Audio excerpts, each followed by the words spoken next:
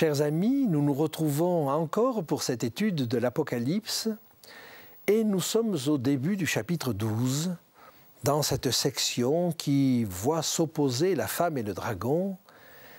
Et le personnage que nous n'avons pas encore bien étudié, c'est le Fils, celui qui est né.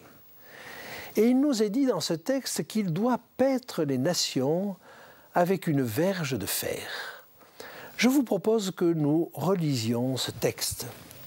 Apocalypse chapitre 12, les versets 5 et 6. Elle enfanta un fils qui doit paître toutes les nations avec une verge de fer, et son enfant fut enlevé vers Dieu et vers son trône. Et la femme s'enfuit dans le désert, où elle avait un lieu préparé par Dieu, afin qu'elle y fût nourrie pendant 1260 jours. Revenons sur cette expression, il doit paître les nations avec une verge de fer. Il y a là une contradiction interne. Le fait de paître un troupeau est une action paisible, bienveillante, douce. Mais là, il doit les paître avec une verge de fer. C'est-à-dire une action dure, au contraire. Eh bien, cette expression, elle est prise d'un psaume, le deuxième psaume, psaume 2, et je vous propose que nous lisions ensemble ce psaume 2, parce que vous reconnaîtrez des choses qui vous feront comprendre que l'ensemble de ce psaume nous parle du Messie. C'est un psaume messianique. Psaume 2. Pourquoi ce tumulte parmi les nations, ces vaines pensées parmi les peuples? Pourquoi les rois de la terre se soulèvent-ils et les princes se liguent-ils avec eux contre l'Éternel et contre son oint? Brisons leurs liens, délivrons-nous de leurs chaînes. Celui qui siège dans les cieux rit, le Seigneur se moque d'eux. Puis il leur parle dans sa colère, il les épouvante dans sa fureur. C'est moi qui ai oint mon roi, sur Sion, ma montagne sainte. Je publierai le décret. L'Éternel m'a dit, tu es mon fils, je t'ai engendré aujourd'hui. Demande-moi, et je te donnerai les nations en héritage, les extrémités de la terre pour possession. Tu les briseras avec une verge de fer, tu les briseras comme le vase d'un potier. Et maintenant, roi, conduisez-vous avec sagesse. Juge de la terre, recevez instruction. Servez l'Éternel avec crainte et réjouissez-vous avec tremblement. Baisez le Fils, de peur qu'il ne s'irrite, et que vous ne périssiez dans votre voie. Car sa colère est prompte à s'enflammer. Heureux tous ceux qui se confient en lui.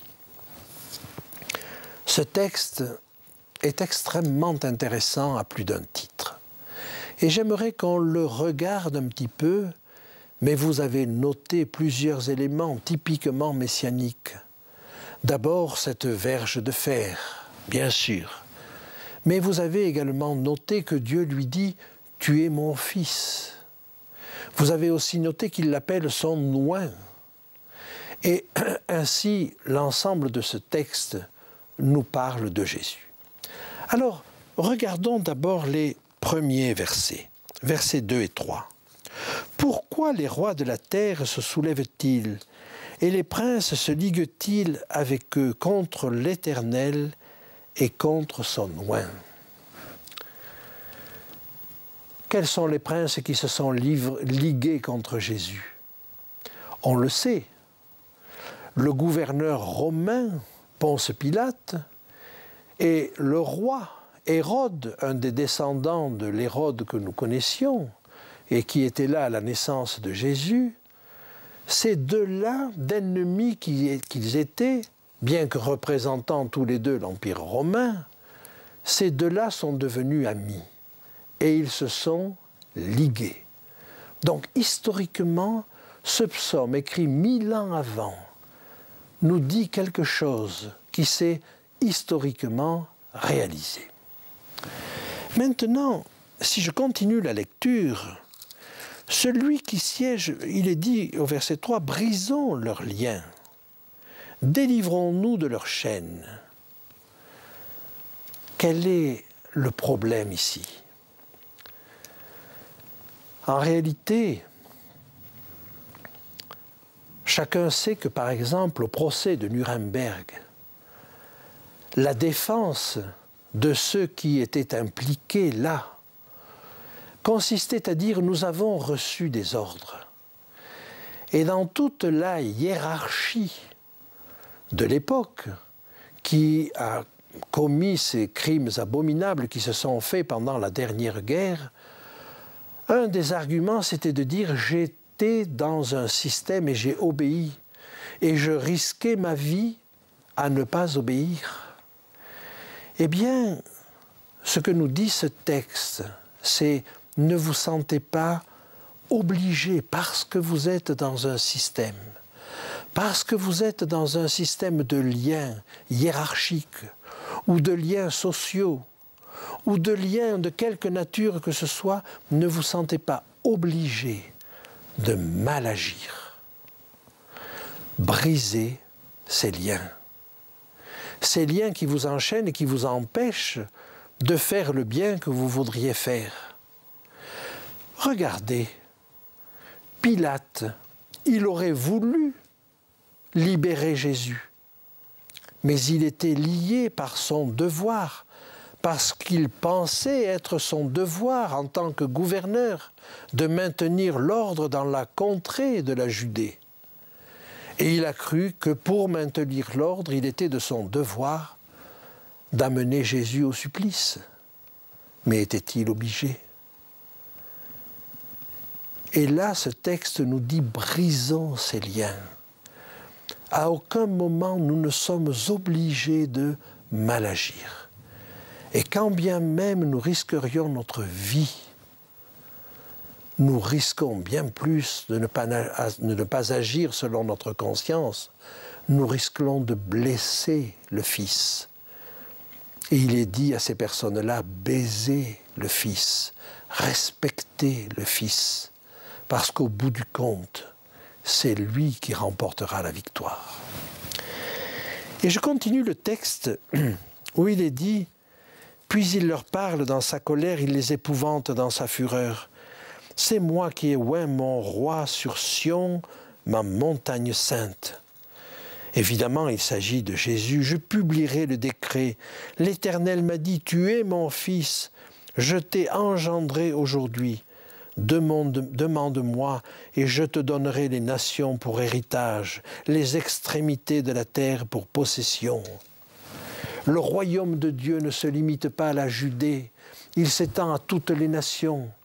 Parce que dans toutes les nations, il y a des personnes qui sont prêtes à le servir, qui ont soif de justice, qui ont soif de vérité. Et tout cela appartiennent à Jésus. Il a un royaume qui dépasse les frontières de la Judée et qui s'étend jusqu'aux extrémités de la terre. Mais je continue la lecture. Tu les briseras avec une verge de fer. Tu les briseras comme le vase d'un potier. Oui, s'il le faut, Jésus brisera ces nations pour libérer ceux de son peuple, ceux qui sont de son peuple et qui sont enserrés dans ces nations, qui sont prisonniers dans ces nations. Pour délivrer son peuple, Dieu est prêt à abattre des nations, à les faire changer, à faire basculer les autorités. Parce que le plus important, c'est son peuple. Alors voyez cette houlette, elle est douce pour son peuple, mais elle est dure pour les nations. Et il ne va pas hésiter à briser les nations. Mais pourquoi? Parce qu'il est le berger pour son peuple. Voilà, me semble-t-il, la résolution de cette difficulté, de cette contradiction apparente. Et le texte nous le dit magnifiquement. Je continue encore un peu. Et maintenant, roi, conduisez-vous avec sagesse. Juge de la terre, recevez instruction. Servez l'Éternel avec crainte et réjouissez-vous avec tremblement. Vous qui avez des responsabilités, vous qui avez un certain grade dans la société, ne menez pas votre travail et votre action en contradiction avec Dieu. Faites-le avec droiture, avec justice, parce que le peuple qui dépend de vous en a besoin. Il a besoin de sentir qu'en haut lieu, il n'a pas des personnes ou qui s'en moquent ou qui ne cherchent que leur intérêt. Il a besoin de savoir qu'au-dessus, il a des gens qui marchent avec droiture. Voilà l'invitation qui est donnée au roi, au chef, qui pourrait se sentir prisonniers d'un système. Non. Ils sont prisonniers, il faudrait qu'ils se sentent prisonniers du service qu'ils ont à rendre à la population. Alors, le texte poursuit en nous disant, au chapitre 12 donc d'Apocalypse, que l'enfant fut enlevé. Et je vous propose de le lire. Je vous le rappelle, Apocalypse chapitre 12, verset 5. « Et son enfant fut enlevé vers Dieu et vers son trône. » Eh bien, c'est bien connu, après sa mort, Jésus est monté vers son Père. Lisons-le, si vous le voulez, dans l'évangile de Marc, au chapitre 16 et au verset 19. « Le Seigneur, après leur avoir parlé, fut enlevé au ciel et s'assit à la droite de Dieu. » Le Seigneur fut enlevé vers Dieu. Alors, le verset 6 maintenant nous dit une chose intéressante. On revient à la femme, et la femme s'enfuit au désert, où elle avait un lieu préparé par Dieu pour qu'elle y fût nourrie pendant 1260 jours. Nous avons là une persécution. La femme, le peuple de Dieu, a été persécuté. Le peuple de Dieu a été persécuté d'abord par le système romain, avec une apogée que nous avons vue quand nous avons étudié la lettre à Smyrne. Une persécution de 10 jours, en réalité elle a duré beaucoup plus, mais le summum a duré 10 jours. Et pendant ces 10 jours, le peuple a été affreusement persécuté. Mais c'est d'une autre persécution qu'il nous est parlé ici. Après que Constantin ait arrêté cette persécution, il a mis l'Église à l'honneur. Et malheureusement, l'Église, à partir de ce moment-là, s'est dégradée. Et en un siècle de persécuter, elle est devenue persécutrice. Oh, il n'a pas fallu longtemps. Et l'Église était dans un meilleur état spirituellement quand elle était persécutée, quand elle était dans le dénuement, que quand elle est devenue persécutrice. Et le véritable peuple de Dieu n'a plus été le système officiel. Alors, le véritable peuple de Dieu a dû fuir. Et il a dû fuir comme la femme au désert, c'est-à-dire dans les endroits reculés de la terre, où il était plus difficile de venir le chercher. Et il est probable que ce désert recouvre davantage des entités comme les montagnes que comme le Sahara. Il a fallu se retirer dans les endroits plus hostiles, où il fallait travailler davantage pour subsister. Mais les chrétiens l'ont fait. Et ainsi, on a une prophétie qui nous parle de 1260 jours. Alors, en général, on détermine cette durée de la manière suivante. On détermine d'abord quel a été le temps d'hégémonie du système qui va devenir oppresseur. Et le système qui va devenir oppresseur, c'est un système politico-religieux. L'Église, qui est devenue persécutrice, va s'associer au pouvoir politique, et c'est l'ensemble de ce système que je vais appeler le système féodal du Moyen-Âge qui a été persécuteur. Quand a-t-il commencé? On pourrait fixer plusieurs dates, mais en 538, le pape fait écarter du pouvoir son prédécesseur et il va prendre un petit peu d'autonomie vis-à-vis de l'empereur Justinien qui est à Constantinople. Par contre, il va se faire aider par d'autres personnes qui sont des puissances montantes, qui va mettre son épée au service de la papauté. Et ainsi va se constituer peu à peu un système politico-religieux. Et cette indépendance du pape, on peut dire qu'elle a lieu dès son arrivée sur le trône papal, et ça se passe en 538. L'empereur Justinien avait envoyé son général Bélisère reconquérir Rome et la reprendre aux barbares.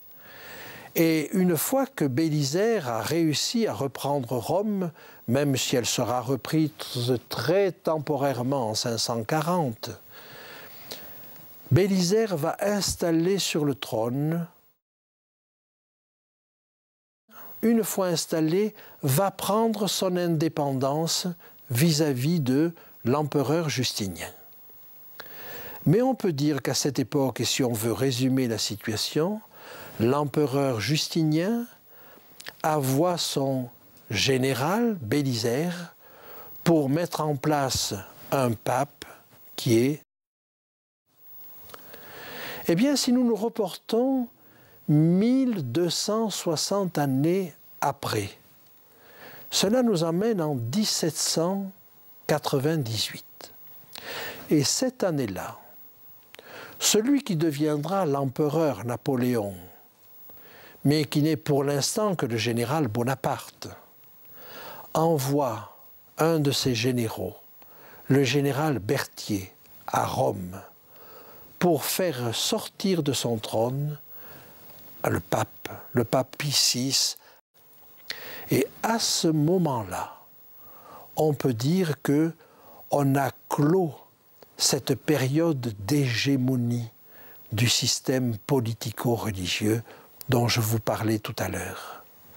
Alors on considère que cette période où la femme a été au désert, c'est cette période qui va de l'année 538 à l'année 1798.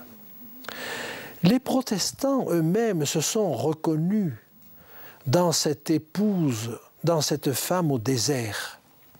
Et après la révocation de l'édit de Nantes, en 1685, ils ont quand même continué à s'assembler. Et ils appelaient ces assemblées les assemblées du désert. Alors par la suite, quand ce pouvoir s'est affaibli, il y a eu un édit de tolérance. Et puis finalement, il y a eu l'effondrement du système en 1798 avec la Révolution française. Maintenant, que pouvons-nous dire? Cette période est terminée, mais ce que nous pouvons dire, c'est que l'expérience que l'Église a vécue alors qu'elle était poursuivie, c'est qu'elle a été nourrie. Eh bien, quand bien même nous serions persécutés, Dieu ne permettra pas que nous soyons éprouvés au-delà de nos forces. Et le peuple de Dieu sera toujours nourri. Dieu pourvoira à ses besoins. Même Élie a été nourri par des corbeaux et il pouvait boire au torrent de Kérit. Et Dieu peut prendre soin de son peuple physiquement, mais surtout, il peut en prendre soin spirituellement. De même que cette femme, dans le temps de persécution, a été nourrie, eh bien, nous pouvons être nourris. Et ce peuple a été nourri pendant tout le Moyen-Âge par la parole de Dieu. Et on sait que les Vaudois, par exemple, copiaient des passages entiers de la parole de Dieu et les cousaient dans les doublures de leurs vêtements. Et rien n'a jamais pu empêcher la parole de Dieu de survivre et de donner son message d'espoir et de réconforter spirituellement le peuple même persécuté.